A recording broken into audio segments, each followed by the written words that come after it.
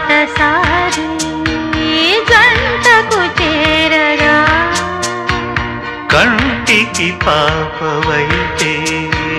రెప్పగా మారనా తూరుపు నీవుగా రేపువ నేనుగా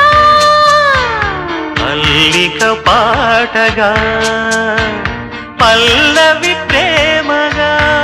ప్రేమించే పెదవులొకటై పొంగించే సుధలు మనవైతే జగతికే అతిథులే